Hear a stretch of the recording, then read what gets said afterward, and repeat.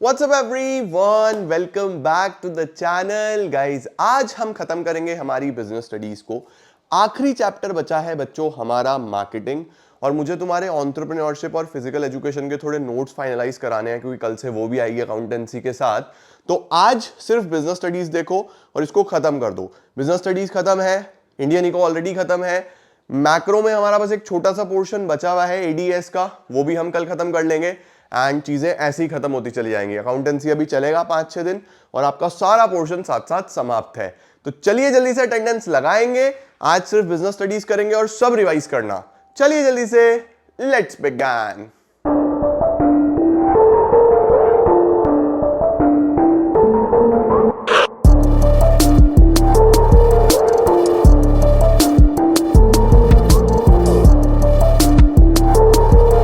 आइए बेटा जी शुरू करते हैं बच्चों। चैप्टर का नाम है मार्केटिंग मैनेजमेंट।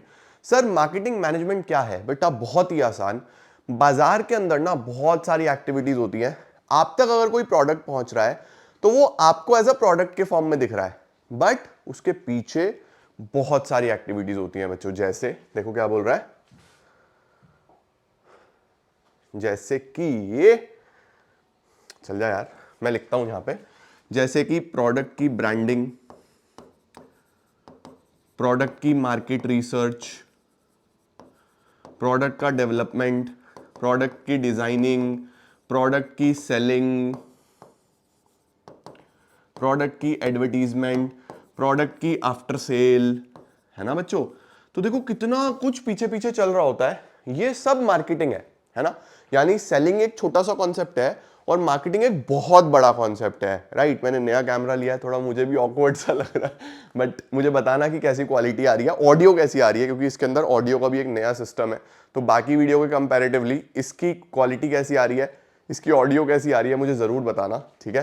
तो हमारे पास ये सारी एक्टिविटीज बच्चों, जब हमें इनको मैनेज करना है तो उसको बोलते हैं मार्केटिंग मैनेजमेंट, ठीक है? तो what is marketing management? It refers to management of all the activities relating to market, यानी सारी प्लानिंग करना, ऑर्गेनाइजिंग करना, डायरेक्टिंग करना, कंट्रोलिंग करना, सारी मार्केट की एक्टिविटीज को, इसी को बच्चों मार्केटिंग मैनेजमेंट बोलते हैं।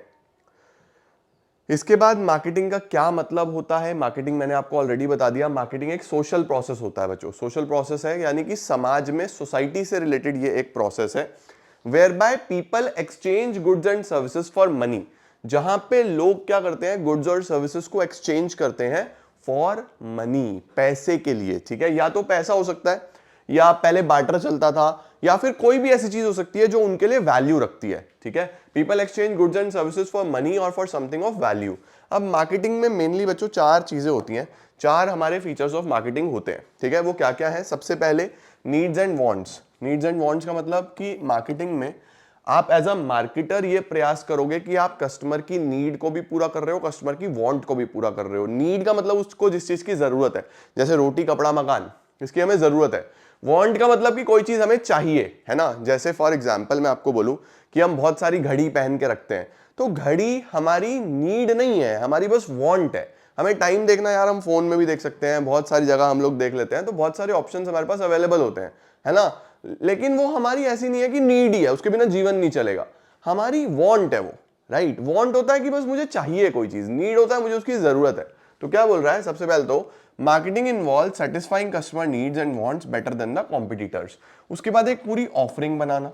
ऑफरिंग का क्या मतलब होता है? पूरा प्रोडक्ट और सर्विस बनाना। जैसे फॉर एग्जांपल मैंने बेटा ये नया कैमरा खरीदा, तो इसके साथ इसकी बैटरी, इसका पूरा वायरिंग, इसका पूरा सिस्टम, इसका ऑडियो का एक पूरा मिक्सर मिला है जिसमें मेरा माइक, इन्होंने ये गारंटी करा है कि आपका ऑडियो बेटर आएगा, है ना?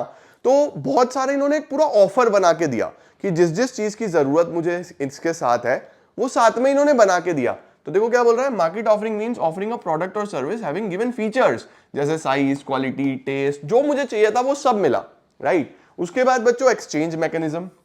एक्सचेंज मैकेनिज्म का मतलब कि मैं गुड्स और सर्विसेज कैसे एक्सचेंज करूंगा, क्या इसका वैल्यू रहेगा, पैसा कैसे दूंगा मैं, क्या मैं ऑनलाइन पे करूंगा, मैं गूगल पे करूंगा, फोन पे करूंगा, पेटीएम करूंगा, या मैं कैश ऑन डिलीवरी चाहता हूं, वो सब भी डिसाइड करना, ठीक है? उसके बाद आता है हमारे पास कस्टमर वैल्यू।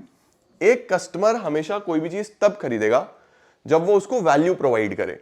अगर कोई ऐसी चीज है ना बच्चों जो मुझे वैल्यू ही नहीं दे रही, मैं क्यों खरीदूंगा भाई? मैंने कैमरा इसीलिए खरीदा क्योंकि मुझे चाहिए था एक ऐसा कैमरा जो मेरे लिए यूजफुल हो। आजा बेटा, ले आया, ठीक है, हाँ यहाँ रख दो, बस यहाँ रख दो, यहाँ रख दो, थैंक यू। अभी मैं वायर्स ही इकट्ठी कर रहा हूँ, मैंने ऑनलाइन एक वायर मंगाई है ताकि मैं इस कैमरे को और बढ़िया तरीके से कनेक्ट कर पाऊँ, तो वो भी आ गई है, बहुत बढ़िया हो गया। तो कस्टमर वैल्यू का क्या मतलब होता है बच्चों? मैं हमेशा वो चीज खरीदूंगा जो मेरे लिए वैल्यूएबल हो, जो मुझे वैल्यू दे, ठीक है। तो ये 4 चीजें हमें ध्यान रखनी है। इसके बाद मार्केटिंग मैनेजमेंट में बच्चों कुछ थॉट प्रोसेस होते हैं, कुछ फिलॉसफीज होती हैं। फिलॉसफीज को बड़े ध्यान से देखेंगे, ये बहुत इंपॉर्टेंट है। सबसे पहली फिलॉसफी है प्रोडक्शन कॉन्सेप्ट। प्रोडक्शन कॉन्सेप्ट का मतलब है बेटा कि कुछ लोगों का ये थॉट प्रोसेस होता है कि प्रॉफिट अगर बनाना है ना तो बल्क में प्रोडक्शन करो। जितना बल्क में प्रोडक्शन करोगे उतनी पर यूनिट कॉस्ट कम आएगी, तो प्रॉफिट उस पर उतना ज्यादा बनेगा। तो आपको यह ध्यान रखना है कि मार्केटिंग में हम हमेशा बल्क प्रोडक्शन की कोशिश करते हैं। देखो, अगर मैं क्लासरूम में, मेरे क्लासरूम में 50 बच्चे बैठ सकते हैं फॉर एग्जांपल, मैं एक ही बच्चा बिठा के पढ़ा रहा हूं और मेरा बिजली का बिल आ रहा है 200 रुपए, तो मेरा जो पर स्टूडेंट कॉस्ट है वो 200 है ना। अब उसी रूम में मैंने 2 बच्चे बिठा लिए तो पर स्टूडेंट कॉस्ट कितना हो गया? 100। अब उसी में 4 बच्चे बिठा लिए तो पर स्टूडेंट कॉस्ट कितना हो गया? 50। अगर मैंने उसी में 10 बच्चे बिठा लिए तो पर स्टूडेंट कॉस्ट हो गया मेरा मात्र 20 रुपए। तो आप देख रहे हो, जैसे जैसे मैं ज्यादा क्वांटिटी प्रोड्यूस कर रहा हूं वैसे वैसे मेरा कॉस्ट कम हो रहा है। ये प्रोडक्शन कॉन्सेप्ट बोलता है। It focus on lowering the cost by means of mass production, ठीक है। प्रोडक्ट कॉस्ट क्या, प्रोडक्ट कॉन्सेप्ट क्या बोलता है? प्रोडक्ट कॉन्सेप्ट बोलता है बच्चों कि देखो, आप फोकस सिर्फ और सिर्फ क्वांटिटी पे मत करो, क्वालिटी पे भी करो भाई। आप वो प्रोडक्ट बनाओ जो अच्छी क्वालिटी का हो, उसको लोग ज्यादा पसंद करेंगे, उसको लोग ज्यादा बाय करना चाहेंगे, उस पे लोग ज्यादा खुश होंगे। तो यहां पे देखो क्या बोल रहा है, main focus is on realising business goal by making products of high quality. Then selling concept, selling concept focus करता है बच्चों माल बेचने पे, कि माल बिकेगा कैसे। You should sell the product by hook और by crook. You should be able to sell the product by hook और बाय क्रुक। आपको प्रोडक्ट बेचना आना चाहिए किसी भी तरीके से, बेच के दिखाओ। आप एडवर्टीजमेंट करो, आप एग्रेसिव मार्केटिंग करो, आप एग्रेसिव सेलिंग टेक्निक्स यूज करो, लेकिन माल को बेचो। इसका फोकस होता है सेल पे। ये बोलता है चाहे मास प्रोडक्शन करो ना करो, गुड क्वालिटी बनाओ ना बनाओ, बेचना आना चाहिए। अब तुम मुझे बताओ ना, मैकडॉनल्ड्स का बर्गर कोई वर्ल्ड का बेस्ट बर्गर थोड़ी ना है, लेकिन फिर भी बिकता है। क्यों? क्योंकि उनको बेचना आता है। इसी तरीके से डोमिनोज का पिज्जा या किसी भी ब्रांड का पिज्जा या कोई भी प्रोडक्ट बेस्ट थोड़ी ना होता है यार, उससे अच्छे भी होते हैं कई बार हमारे लोकल मार्केट में, लेकिन उनको बेचना आता है तो उनका बिकता है। सेलिंग कॉन्सेप्ट यूज करते हैं, राइट। मार्केटिंग कॉन्सेप्ट क्या होता है बच्चों कि आप जो भी माल बेचो, आप जो भी माल बेचो वो कस्टमर की सेटिस्फैक्शन करके बेचो।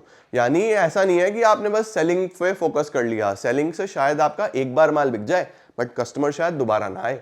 तो आपको फोकस करना है ऐसा प्रोडक्ट हो जो कस्टमर को सेटिस्फाई करे, जो कस्टमर की नीड्स एंड वांट्स को फुलफिल करे। फीचर्स ऑफ मार्केटिंग में पढ़ा था ना। तो मार्केटिंग फिलॉसफी फोकस करती है मेनली कस्टमर सेटिस्फैक्शन पे। इसके बाद एक 5वां और होता है, यहां पे शायद मिस हो गया टीम से, जो कि है सोसाइटल कॉन्सेप्ट। सोसाइटल कॉन्सेप्ट क्या है बच्चा कि आप मार्केटिंग में ही सोसाइटी का हित भी जोड़ दो, सोसाइटी का बेनिफिट भी जोड़ दो। तो जब भी हम मार्केटिंग करेंगे यानी कस्टमर की सेटिस्फैक्शन के लिए कोई प्रोडक्ट बनाएंगे, तो उसके साथ साथ हम क्या करेंगे, उसके साथ साथ हम ये चीज का भी ध्यान रखेंगे कि सोसाइटी का भी भला हो रहा है, हम समाज के लिए भी अच्छा कर रहे हैं, हम पॉल्यूशन नहीं कर रहे हैं, हम एम्प्लॉयमेंट अपॉर्चुनिटीज क्रिएट कर रहे हैं, इस तरीके की चीजें, ठीक है। उसके बाद बेटा ये बहुत इंपॉर्टेंट डिफरेंस है, ये एग्जाम में आता है, 100% आएगा, बहुत अच्छे से इसको पढ़ लेंगे, ठीक है। सबसे पहले स्टार्टिंग पॉइंट, प्रोडक्शन में तो माल बनता है तो फैक्ट्री से शुरू होता है, प्रोडक्ट भी फैक्ट्री से, सेलिंग भी फैक्ट्री से शुरू हो जाती है, मार्केटिंग बाजार में जाके होती है, मार्केट रिसर्च करना है। सोसाइटल, मार्केट और सोसाइटी दोनों जगह होती है, ठीक है। देन फोकस इसका क्वांटिटी पे, इसका क्वालिटी पे, इसका माल बेचने पे बाय हुक और बाय क्रुक, मतलब कैसे भी करके। हुक और बाय क्रुक का मतलब कुछ भी करो, माल बेचो। कस्टमर सेटिस्फैक्शन, उसके बाद customer satisfaction with in the tradition of the society, society का ध्यान रखते हुए। इसके बाद बच्चों मीन्स, यानी प्रोडक्ट की अवेलेबिलिटी, प्रोडक्ट की अफोर्डेबिलिटी इसका मेन मीन्स है। इसका improvement of quality, good quality, इसका सेलिंग, माल बेचना मेनली, इसका टेक्निक्स यूज करना, अच्छी मार्केट करना, और इसका marketing techniques with welfare of the society. इसके बाद एंड, इसका मेन मोटिव क्या होता है, प्रॉफिट बनाना, इसका भी प्रॉफिट बनाना, इसका भी प्रॉफिट बनाना, इसका भी प्रॉफिट बनाना, इसका भी प्रॉफिट बनाना। अल्टीमेटली बिजनेस का एंड या गोल तो प्रॉफिट ही है ना। मींस का मतलब हम कैसे करेंगे, एंड का मतलब हम क्या अचीव करना चाहते हैं। तो जाना तो प्रॉफिट पे ही है, लेकिन यहां पे ज्यादा प्रोडक्शन करके, यहां अच्छी क्वालिटी बना के, यहाँ सेल्स ज्यादा करके, यहाँ पे कस्टमर सेटिस्फैक्शन करके, यहाँ पे सेटिस्फैक्शन प्लस सोशल वेलफेयर। बढ़िया, हाँ सर, स्क्रीनशॉट लेते चलना बच्चों। अब आ रहे हैं फंक्शंस ऑफ मार्केटिंग। खुल जा यार, कहाँ गए खुलो भाई खुलो, टाइम आ गया पढ़ने का, आजा, खुल जा सिम सिम, खुल जा सिम सिम, खुल जा भाई, खुल जा भाई, क्या हो गया बच्चों? ये भी डर चुका है, ये भी सिलेबस देख के डर चुका है, बोल रहा है इतना सारा सिलेबस सर, मेरे प्यारे बच्चे 12वीं वाले कैसे करेंगे? ये भी बेचारा डर चुका है। आजा यार, कितना इंतजार कराओगे? आ गया, जिसका है ये तुमको इंतजार, मैं हूं ना, देख लो इधर भी एक बार, मैं हूं ना। चलो आओ शुरू करते हैं। ये है बच्चों functions of marketing. Functions of marketing यानी मार्केटिंग में आपको क्या क्या करना पड़ेगा, ठीक है? मैंने आपको अभी बताया, मार्केटिंग एक बहुत बड़ा प्रोसेस है बच्चों। सबसे पहले gathering and analysing market information.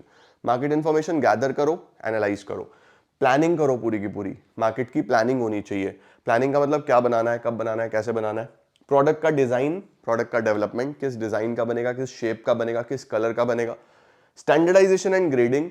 Standardisation का मतलब हम एक स्टैंडर्ड चीज फॉलो करके चलेंगे। टेलर की टेक्निक में था ना, सिंप्लीफिकेशन, स्टैंडर्डाइजेशन, कि आपको स्टैंडर्डाइजेशन फॉलो करना चाहिए, वही है। ग्रेडिंग का मतलब क्वालिटी के हिसाब से ग्रेड करना, कि ये ए क्वालिटी है, बी क्वालिटी है, सी क्वालिटी है। उसके बाद पैकेजिंग एंड लेबलिंग, सामान का पैकिंग कैसे होगा, लेबल कैसा लगेगा। बच्चों पैकिंग और लेबल में क्या फर्क होता है? मेरे पास कुछ पैकिंग का वो पड़ा है कि, हाँ देखो ये पड़ा है, जैसे ये मेरा वेब कैम है बच्चों, ये मेरा वेब कैम है एक। ये डब्बे पे अगर कुछ भी नहीं लिखा हुआ ना, ये डब्बे पे सपोज कुछ भी नहीं लिखा हुआ, इस पे बहुत कुछ लिखा हुआ है, सपोज इस पे कुछ भी नहीं लिखा होता तो ये सिर्फ पैकिंग थी। लेकिन क्योंकि इस पे देखो, इस पे सब कुछ लिखा हुआ है कि इसकी स्पेसिफिकेशंस क्या है, मंथ ऑफ इंपोर्ट क्या है, आइटम क्या है, मॉडल क्या है, क्वांटिटी क्या है, एमआरपी क्या है, इसके क्या क्या फीचर्स हैं, बहुत कुछ लिखा हुआ है। तो ये सब लेबलिंग है, ठीक है? तो इसकी पैकेजिंग कैसे होगी, लेबलिंग कैसे होगी, ये भी प्लान करते हैं हम। इसके बाद ब्रांडिंग कैसे होगी। ब्रांडिंग का मतलब कि आप किस नाम से बेचोगे, इसका क्या ब्रांड होगा। उसके बाद कस्टमर सपोर्ट सर्विसेज, आप कस्टमर को क्या क्या सपोर्ट सर्विसेज दोगे, कस्टमर को कैसे सेटिस्फाई करोगे। उसके बाद pricing of the products, price क्या रहने वाला है, बहुत इंपॉर्टेंट एलिमेंट है। प्रमोशन कैसे होगा, यानी एडवर्टीजमेंट कैसे होगा, माल बिकेगा कैसे। फिजिकल डिस्ट्रीब्यूशन कैसे होगा, एक जगह से दूसरी जगह कैसे जाएगा। कौन सा ट्रांसपोर्टेशन हम यूज करने वाले हैं, हम रेलवे से भेजेंगे, रोड से भेजेंगे, एयरवेज से जाएगा, वाटरवेज से जाएगा, कितने बीच में लोग होंगे, यानी होलसेलर, रिटेलर, ये सारी चीजें। उसके बाद स्टोरेज, आप कहाँ स्टोर करोगे, क्योंकि सामान के बनने में और सामान के बिकने में गैप होता है बीच में, कहाँ स्टोर करोगे, वेयरहाउस कितने होंगे, ये सारी चीजें बेटा, ठीक है? इसके बाद हमारे पास आ रहा है the marketing mix. Marketing mix किसको बोलते हैं बच्चों? की मार्केटिंग के अंदर के इंग्रेडिएंट। मार्केटिंग वो सब्जी है जिसके अंदर नमक कितना, सब्जी कितनी, हल्दी कितना, धनिया कितना, प्याज कितना, घी कितना, वो सब बेसिकली मिक्स करके, वो सब इंग्रेडिएंट्स, उसको मार्केटिंग मिक्स बोलते हैं, ठीक है बेटा? तो marketing mix refers to ingredients और टूल्स जो मार्केटर मिक्स करता है ताकि मार्केट में वो अपना प्रोडक्ट ले जा सके, ठीक है? प्रोडक्ट अपने आप में एक मार्केटिंग मिक्स का पार्ट है। तो क्या क्या चीजें आती हैं? 4 P's, product, price, place and promotion. लो जी, सबसे पहले प्रोडक्ट क्या है? प्रोडक्ट बेटा वो टेंजिबल या इनटेंजिबल। टेंजिबल मतलब कोई गुड हो सकता है, इनटेंजिबल कोई सर्विस हो सकती है। जैसे हमारा प्रोडक्ट है, हम डीसी पे पढ़ाते हैं, है ना, डीसी लाइन हमारा ऑर्गेनाइजेशन है, हमारा ऐप है, जहाँ पे आपको मल्टीपल कोर्सेज मिलते हैं। क्लास 11th 12th आप CUET के लिए जाओगे, CUET, CA, CS, CM में, तो कितने सारे बच्चे, देश के बहुत सारे कॉमर्स के बच्चे हमारे से पढ़ते हैं। तो क्या है वो? हमारा एक प्रोडक्ट है ना, सर्विस है भले ही, लेकिन फिर भी एक प्रोडक्ट है। और ये कैमरा खरीदा, ये गुड है, तब भी एक प्रोडक्ट है। तो प्रोडक्ट क्या होता है? चाहे वो टेंजिबल हो, चाहे वो इनटेंजिबल हो, जो कस्टमर को दिया जाता है उनकी नीड्स को सेटिस्फाई करने के लिए। ध्यान रखना, product is a bundle of utility. Product हमेशा आपको सेटिस्फैक्शन देगा, ठीक है? इसके बाद क्या आ रहा है बच्चों? प्रोडक्ट मिक्स, यानी प्रोडक्ट से रिलेटेड कौन कौन से डिसीजंस लेने होंगे, प्रोडक्ट के अंदर कौन कौन से मसाले हैं, है ना? परफेक्ट। अच्छा मुझे बताओ, मैंने आपको चैप्टर नंबर 1 में बताया था मैनेजमेंट का मसाला क्या है। बताओ जरा, देखता हूं कितने बच्चों को याद रहेगा। वीडियो पॉज करो और बोलो मैनेजमेंट का मसाला क्या है भाई, बताओ जरा जल्दी से। अच्छा, प्रोडक्ट में क्या क्या है? सबसे पहले ब्रांडिंग। ब्रांडिंग का मतलब बच्चों अपने प्रोडक्ट की एक यूनिक आइडेंटिटी बनाना, है ना, अपने प्रोडक्ट को दूसरे से अलग दिखाना, राइट? अपने प्रोडक्ट को बिल्कुल डिफरेंशिएट करना कि हमारा प्रोडक्ट कैसे अलग है। एक यूनिक नाम, यूनिक लोगो, यूनिक डिजाइन, इस तरीके से अपने प्रोडक्ट को अलग दिखाना ताकि आपके कॉम्पिटिटर से अलग दिख सके। ठीक है, इसके बाद इसके अंदर कुछ टॉपिक्स आते हैं जैसे ब्रांड। ब्रांड का मतलब आप कैसे प्रोडक्ट को पहचान रहे हो, उसके नाम से पहचानते हो, उसके सिंबल से पहचानते हो, लोगो से पहचानते हो, डिजाइन से पहचानते हो, आपने कुछ अलग बना दिया, वो क्या है, ब्रांड। उसके बाद ब्रांड नेम, अगर सिर्फ नाम की बात करें, ब्रांड मार्क, अगर सिर्फ हम लोगों की बात करें, साइन की बात करें, और जब हम इस ब्रांड मार्क को बच्चों गवर्नमेंट रजिस्टर करा देते हैं तो फिर वो ट्रेड मार्क बन जाता है। ठीक है, एडवांटेजेस क्या होते हैं बच्चों, हम प्रोडक्ट को आसानी से अलग दिखा सकते हैं कि मेरे ब्रांड का प्रोडक्ट अच्छा है। जैसे हम बोलते हैं हमारी क्लासेस बेस्ट क्लासेस है, क्योंकि हम जितनी मेहनत करते हैं, हमारे टीचर्स जितनी मेहनत करते हैं, इतना कोई नहीं करता है ना। तो ये सारी की सारी चीजें हमने अपना अलग ब्रांड क्रिएट करा है, तो हम अपने प्रोडक्ट को अलग दिखाते हैं।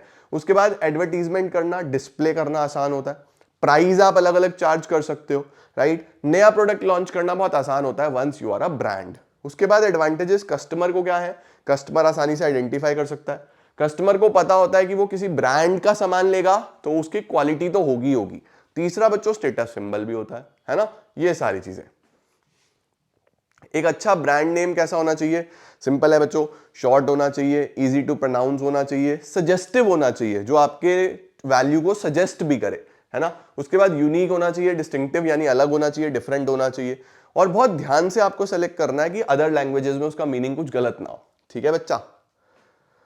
इसके बाद पैकेजिंग। पैकेजिंग मैंने आपको बता ही दिया, ये देखो, ये अलग अलग प्रकार की पैकेजिंग, अलग अलग तरीके का प्रोडक्ट को सेफ रखने के लिए हम पैकेजिंग करते हैं, है ना। पैकेजिंग बच्चों 3 प्रकार की होती है, प्राइमरी, सेकेंडरी, ट्रांसपोर्टेशन। प्राइमरी क्या होती है, जो बिल्कुल सबसे पहली पैकिंग होती है, यूजुअली जो प्रोडक्ट के यूज करने में हमें हेल्प करती है। जैसे टूथपेस्ट अगर यूज करनी है तो ये ट्यूब से ही तो हम यूज कर पा रहे हैं ना, राइट। घर आके कोई तुम काट के उसको कटोरी में थोड़ी निकाल लेते हो सारी की सारी पेस्ट, उसके बाद रोज उसमें से ऐसे थोड़ी करते हो। तो बेसिकली क्या है, ये इसको यूज करने में हेल्प कर रही है। इसके ऊपर जो एडिशनल डब्बा है ये हो गया secondary package for additional protection. अब अगर तुम 500 टूथपेस्ट खरीद लो तो तुम्हें किसी ना किसी एक बॉक्स में पैक करके देंगे ना, वो होगा ट्रांसपोर्टेशन पैकेजिंग। ठीक है, तो पैकेजिंग कितनी है, 3, प्राइमरी, सेकेंडरी, ट्रांसपोर्टेशन। प्राइमरी मैंने आपको बता दिया, जैसे ट्यूब हो गई, फिर एडिशनल कार्डबोर्ड बॉक्स हो गया सेकेंडरी, फिर कोरुगेटेड बॉक्सेस यानी वो डब्बे हो गए, तो फिर वो ट्रांसपोर्टेशन हो गई। इसके बाद बच्चों पैकेजिंग से क्या होता है, बड़ा आसान यार, प्रोटेक्शन होगा प्रोडक्ट का, प्रोडक्ट को आइडेंटिफाई कर सकते हो, यूज कर सकते हो उसको अच्छे से, और एड वैड भी करती है कंपनी पैकिंग की मदद से। क्यों जरूरी है बच्चों, साफ सफाई के लिए। भाई हेल्दी रखना है अगर चीजों को तो अच्छे से पैक करके रखना पड़ेगा ना। अब सपोज तुम वो कटोरी में टूथपेस्ट निकाल के रख दो, उसी पे मक्खी भी घूम रही है, मच्छर भी घूम रहे हैं, बस गंदा हो रहा है वो सारा, है ना। सेल्फ सर्विस आउटलेट्स, आजकल सेल्फ सर्विस का जमाना है, तो सेल्फ सर्विस में तो पैक्ड सामान ही बंदा उठाएगा, है ना। उसके बाद आ रहा है बच्चों प्रोडक्ट को अलग दिखाना और इनोवेशन करना, नए नए प्रकार की पैकिंग करना, ये भी पैकिंग में चलता है। ठीक है, इसके बाद आता है बच्चों लेबलिंग। लेबलिंग क्या है ये भी मैंने आपको बता दिया, लोगो, फैक्ट्स, ये सब बताना। It is the process of designing the label and putting the information on to it. ठीक है, ये प्रोडक्ट को डिस्क्राइब करता है, प्रोडक्ट की अलग अलग कैटेगरीज बनाने में हेल्प करता है, ये बासमती चावल है जी, ये आधा चावल है जी, ये पूरा चावल है जी, वो सब। इसके बाद ये अट्रैक्ट भी करता है, अट्रैक्शन भी होता है ये प्रोडक्ट का, कि अलग से कलर बना देंगे शानदार से, अट्रैक्टिव लगेगा। फिर ये लॉ की इंफॉर्मेशन भी देता है। उसके बाद प्रोडक्ट को आइडेंटिफाई करने में भी हेल्प करता है बच्चे। इसके बाद आता है बच्चों प्राइस, दूसरा एलिमेंट आ गया, second element is the price. Product खत्म, प्रोडक्ट में ब्रांडिंग, पैकेजिंग, लेबलिंग ध्यान रखना है। Sir what is price, price का मतलब बच्चों जो आप प्रोडक्ट का पैसा चार्ज करने वाले हो कस्टमर से। एक कैमरा मुझे 1 लाख रुपए का मिला, तो ये उसका एक प्राइस कंपनी ने यूज किया, मेरे से चार्ज किया। मुझे पता है कि यार ये 5 साल चलेगा ही चलेगा, 3 साल की तो गारंटी है कि कुछ भी खराब हो आप हमारे से बदल लेना, तो 5 साल तो मुझे कम से कम इसकी उम्मीद है कि ये चलेगा। तो मेरे लिए मुझे पता है कि हर साल लगभग 20,000 रुपए का डेप्रिसिएशन आ रहा है, लगभग 20,000 रुपए का कॉस्ट आ रहा है, तो 20,000 मेरे लिए एक यूटिलिटी वाली चीज थी, है ना। अब यही अगर 10 लाख का होता तो शायद मैं ना खरीदता, मैं बोलता भाई बहुत महंगा है, मैं क्या करूंगा इतना महंगा कैमरा। 1 लाख मुझे लगा चल ठीक है यार, इतना तो आएगा ही, अगर गुड क्वालिटी वीडियो बनानी है, बच्चों के लिए शानदार चीज बना ली है, तो इतना बड़ा हमारा यूट्यूब चैनल है, बच्चे ऐसी क्वालिटी तो डिजर्व करते ही हैं, पहले से बेहतर होनी चाहिए, है ना। तो प्राइस क्या है, it is the value which a buyer passes to the seller. Price mix में क्या होगा, सारे डिसीजंस जो प्राइस सेट करते हुए आपको लेने पड़ेंगे। अब ये क्वेश्चन इंपॉर्टेंट है, फर्म प्राइस सेट कैसे करती है। ठीक है, तो देखो सबसे पहले फर्म का आ जाता है कॉस्ट, खर्चा निकालना है। भाई देखो प्राइस सेट करते टाइम मैं चाहूंगा कि मेरे खर्चे निकले, एटलीस्ट ये कैमरे वाले ने कुछ ना कुछ मार्जिन मेरे से लिया होगा कि जितने का भी उसको पड़ा होगा उसने कॉस्ट कवर कर ली अपनी, दूसरा कंपटीशन, ये ब्रांड जानता है कि इसके दूसरे ब्रांड के कैमरास भी हैं, तो इसने अपना प्राइस कॉम्पिटिटिव रखा हुआ है कि उनके आसपास ही रखा हुआ है, बहुत ज्यादा डिस्टिंक्ट नहीं करा हुआ है ना, तो कंपटीशन का भी ध्यान रखना पड़ता है। यूटिलिटी डिमांड, अगर एक प्रोडक्ट की डिमांड बहुत ज्यादा है तो वो हाई प्राइस भी चार्ज कर सकते हैं, डिमांड इतनी ज्यादा नहीं है तो फिर वो कॉम्पिटिटिव ही रखना पड़ेगा। Government and legal regulations, necessities पे तो बच्चों सरकार का भी कंट्रोल होता है कि मैक्सिमम प्राइस सीलिंग, आप इससे ज्यादा चार्ज ही नहीं कर सकते, उसका भी ध्यान रखना पड़ता है। मार्केटिंग मेथड्स, आपने कितनी मार्केटिंग किस तरीके से करी है, आपका मार्केटिंग पे कितना खर्चा है, आपके सेल्स पर्सन कितने अच्छे हैं, तो वहां से भी आपको प्राइस कम या ज्यादा चार्ज करने में हेल्प मिलती है। देन आपके ऑब्जेक्टिव्स क्या है, अगर आप मार्केट कैप्चर करना चाहते हो एक बार, तो आपको लोअर प्राइस पे चीजें बेचनी पड़ेंगी। एक बार आपने मार्केट कैप्चर कर ली, अब आप प्रॉफिट बनाना चाहते हो तो आप हायर प्राइसेस पे भी बेच सकते हो। तो ये सारे फैक्टर्स बच्चों हमें ध्यान रखने हैं व्हाइल फिक्सिंग द प्राइस। ठीक है, स्क्रीनशॉट लेते चलना हर चीज का। बढ़िया सर, मस्त।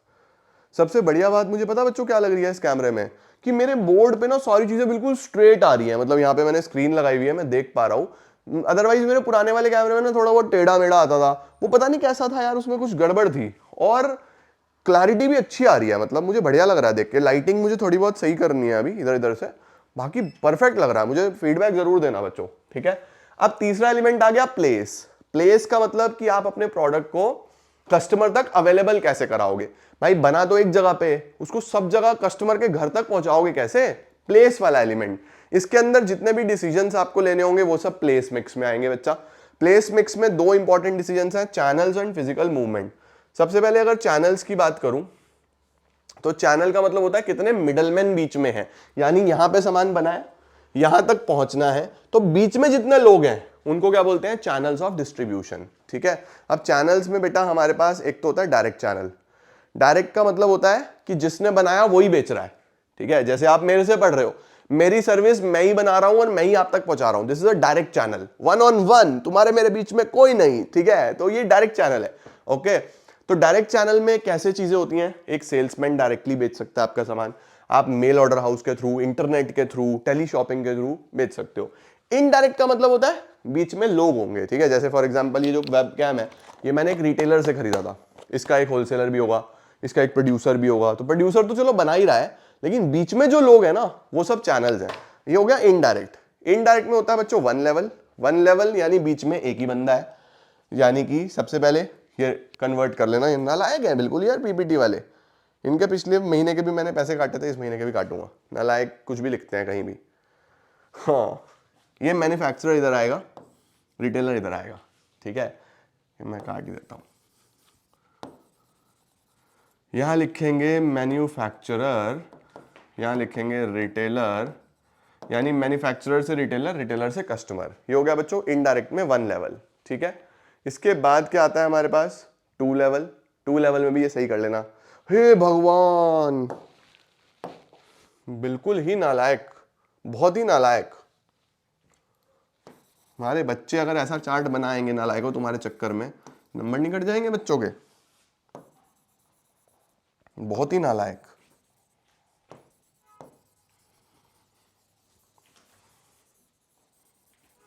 फिर इनको मैं कुछ कहूंगा ना, फिर ये कहेंगे अरे मालिक, मालिक एक गलती हो गया, छोटा सा गलती हो गया मालिक, और छोटा सा थोड़ी है ये। देखो बच्चों, यहां पे क्या होगा, 2 लेवल में क्या होगा, मैन्युफैक्चरर, होलसेलर, रिटेलर, कस्टमर। ठीक है, बीच में 2 इंटरमीडियरी। ओके, और 3 लेवल में क्या होगा, 3 लेवल में बच्चों सबसे पहले मैन्युफैक्चरर, फिर एक एजेंट आ जाएगा, एजेंट से होलसेलर, होलसेलर से रिटेलर, रिटेलर से कस्टमर, तो बीच में 3 लोग हो गए। ठीक है, और 1 लेवल तो आपने देख ही लिया, 1 लेवल, 2 लेवल, 3 लेवल।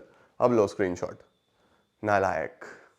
डन, चलो सर। अब आ गया बच्चों फिजिकल डिस्ट्रीब्यूशन के लिए, गुड्स को एक जगह से दूसरी जगह फिजिकली डिस्ट्रीब्यूट करने के लिए क्या क्या करना पड़ता है, तो ये सारे ऑप्शंस होते हैं। सबसे पहले ऑर्डर प्रोसेसिंग। ऑर्डर प्रोसेसिंग का मतलब कि जब हमारे पास ऑर्डर आया तो you have to make sure कि आप उसको क्विकली प्रोसेस करो। जैसे मैंने अभी वो वायर मंगाई, ब्लिंकिट से मंगा ली, तो 15 मिनट में आ गई। ठीक है, तो ऑर्डर प्रोसेसिंग वेरी फास्ट, तो I am very satisfied, right. Transportation, किस ट्रांसपोर्ट से जाएगा सामान, बाय रोड जाएगा, बाय रेल जाएगा, कैसे जाएगा, ये ट्रांसपोर्टेशन से होता है। वेयर हाउसिंग, वेयर हाउसिंग का मतलब बच्चों कि आप कहाँ पे स्टोर करोगे, स्टोरेज फैसिलिटीज क्या क्या है। एंड इन्वेंट्री का मतलब कि आपने कितना माल ऑलरेडी मेंटेन रखा हुआ है। जैसे ब्लिंकिट वाले हैं, इन्होंने अपने स्टोर में इन्वेंट्री भरा हुआ है, तो इन्वेंट्री कॉस्ट भी आ रहा है, जो नहीं बिकेगा वो खराब भी होगा, तो वो इन्वेंट्री कितना होना चाहिए, कम होना चाहिए, ज्यादा होना चाहिए, किस तरीके से, वो भी आपको सोचना पड़ता है बच्चों। ठीक है। देन लास्ट एलिमेंट आ रहा है बच्चों, आखिरी पी, जिसको हम बोलते हैं प्रमोशन। प्रमोशन का मतलब होता है प्रोडक्ट की जानकारी कस्टमर तक पहुंचाना, आप तक पहुंचाना कि उनका प्रोडक्ट क्या है, ठीक है, उसका क्या फीचर है, क्या क्या चीजें हैं, सब कुछ प्रोडक्ट की आप तक पहुंचाना प्रमोशन में आता है। Concern with activities that are taken to communicate with the customers and distribution channels. Promotion में 4 काम करेंगे बेटा, प्रमोशन मिक्स में 4 मसाले आएंगे। Advertising, sales promotion, personal selling, public relations. Advertising आप सब जानते हो, वीडियो शुरू होने से पहले आपके पास ऐड आया होगा, ऐड किसी भी चीज का आ सकता है। वो बेसिकली क्या है, जो भी कंपनी अपना ऐड कर रही है उन्होंने पैसा दिया है, एक पेड फॉर्म है, ठीक है, जहां पे इम्पर्सनैलिटी है। इम्पर्सनैलिटी का मतलब कि कंपनी किसी और से अपना ऐड करा रही है, तो कंपनी खुद डायरेक्टली आपसे बातचीत नहीं कर रही, इम्पर्सनल कम्युनिकेशन है ना। जैसे आपने सचिन को देखा होगा, विराट को देखा होगा, माही भाई को देखा होगा, ऐड करते हैं, अलग अलग चीजों का ऐड करते हैं, बट इम्पर्सनल है ना, कंपनी पर्सनली तो आपको ऐड नहीं कर रही, इम्पर्सनल होता है, फेस टू फेस कोई कॉन्टैक्ट नहीं होता, और एक स्पॉन्सर के थ्रू होता है। स्पॉन्सर का मतलब मुफ्त में नहीं होता, पेमेंट करके होता है। ठीक हो गया। एडवर्टीजमेंट के क्या क्या फीचर्स हैं बच्चों, मास रीच, बहुत दूर तक जाता है, कस्टमर का सेटिस्फैक्शन बहुत बढ़ता है, कस्टमर बहुत हैप्पी, बहुत अच्छा फील करता है। एक्सप्रेसिवनेस, एक्सप्रेसिवनेस का मतलब होता है कि आप एडवर्टीजमेंट के थ्रू खुद को अच्छे से एक्सप्रेस कर सकते हो, ज्यादा लोगों तक अपनी बात पहुंचा सकते हो। इकोनॉमी, बहुत सस्ता पड़ता है as compare to other promotion tools, बहुत सस्ता पड़ता है बच्चों। ठीक है।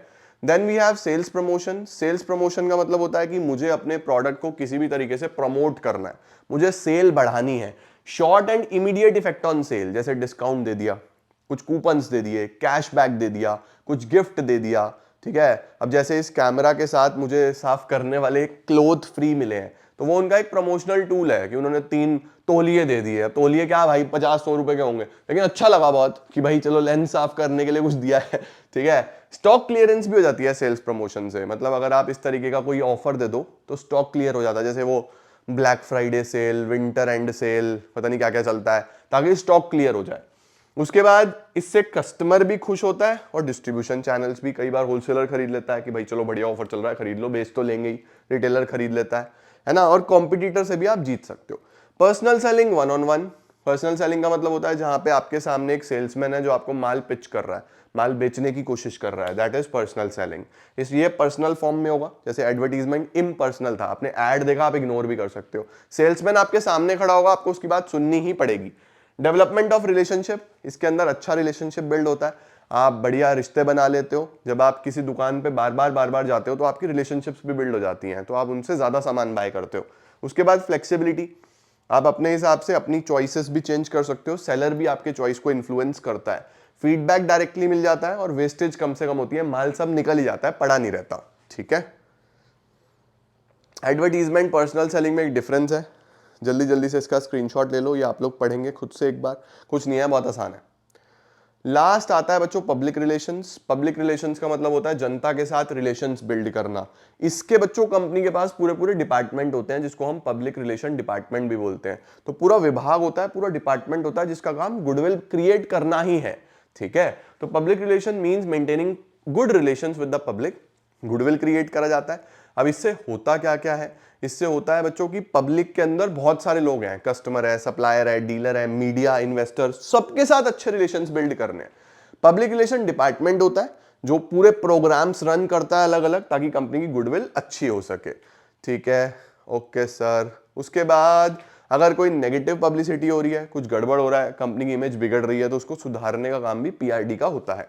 अब बच्चों कैसे करते हैं, पब्लिसिटी करेंगे, अलग अलग जगह पे पब्लिसाइज करेंगे, अपने प्रोडक्ट्स के बारे में बताएंगे, प्रेस में अलग अलग चीजें छपवाएंगे। आप देखते हो ना न्यूज़पेपर में कंपनीज के बार बार ऐड वैड आते रहते हैं, वो पब्लिक रिलेशन से तो बिल्ड कर रहे हैं। कॉर्पोरेट कम्युनिकेशन करेंगे, यानी जितने भी उस इंडस्ट्री में लोग हैं उनके साथ चीजें, अच्छी रिलेशंस बिल्ड करना, अलग अलग जगह स्पीचेस देना, ब्रोशर्स बांटना, आर्टिकल्स छपवाना। उसके बाद लॉबिंग। लॉबिंग का मतलब होता है गवर्नमेंट ऑफिशियल्स, मिनिस्टर्स के साथ अच्छे रिलेशंस बिल्ड करना। बिजनेस तभी ग्रो कर पाएगा जब गवर्नमेंट सपोर्ट होगा। उसके साथ क्या है बच्चों, काउंसलिंग। काउंसलिंग का मतलब होता है सोशल कॉज के लिए, समाज के लिए, सोसाइटी के लिए भी कुछ ना कुछ करते रहना। इससे बच्चों पब्लिक रिलेशंस अच्छे बिल्ड हो जाते हैं। टन टना, टननना। इसी के साथ भाइयों बहनों, ladies and gentleman, boys and girls, day 21 21 का शगुन आ गया है और हमारी बिजनेस स्टडीज खत्म है। इंडियन इको ऑलरेडी कल खत्म हो गई थी। मैक्रो में सिर्फ एडीएएस बचा है, उसको भी निपटाते हैं। मेरे हिसाब से एडीएस ही बचा है, कुछ और भी बचा है छूटर पुटर, मुझे बताना। वैसे शायद एडीएस ही बचा है। एंड अकाउंट्स हमारा चल रहा है। अकाउंट्स आज मैं थोड़ा टीम के साथ बैठूंगा बच्चों, तुम्हारे फिजिकल एजुकेशन के थोड़े पीपीटीज फाइनलाइज करानी है, उनको बनानी नहीं आ रही, समझ नहीं आ रहा कहाँ पे कितना लिखना है, तो आज थोड़ा बैठूंगा टीम के साथ। तो आज अपना रिविजन अच्छे से रखो, सब क्लोज है, कल रेडी रहना। अकाउंटेंसी फंडामेंटल कल खत्म करूंगा, मतलब अब हर रोज तुम्हारा एक चैप्टर खत्म होगा। फंडामेंटल खत्म, एडमिशन खत्म, गुडविल खत्म, रिटायरमेंट डेथ खत्म, डिसोल्यूशन खत्म। 5 दिन लगेंगे। 5 दिन में तुम्हारे 2 सब्जेक्ट और खत्म हो जाएंगे, अकाउंट्स के साथ एक और खत्म हो जाएगा फिजिकल या ईपी में से, और फिर 1-2 दिन का काम और समाप्त। 6-7 दिन के अंदर तुम्हारा सब कुछ क्लोजर है। यार डेट क्या है, 27 है ना, तो 28, 29, 30, 31, 1, हाँ कोशिश करेंगे 1 फेब तक ये सब निपट जाए और 2, 3 फेब पे तो बिल्कुल ही खत्म हो जाए। ठीक है, अभी के लिए इतना ही। बहुत मजा आया मुझे जीएनजी सीरीज में बिजनेस स्टडीज आपके साथ करने में, इको आपके साथ करने में। मुझे फीडबैक जरूर देना, आपको कैसा लगा, बढ़िया पोर्शन कवर हो गया या नहीं हो गया सारा। मिलते हैं नेक्स्ट क्लासेस में, तब तक के लिए all the best, keep growing, keep glowing and keep smiling.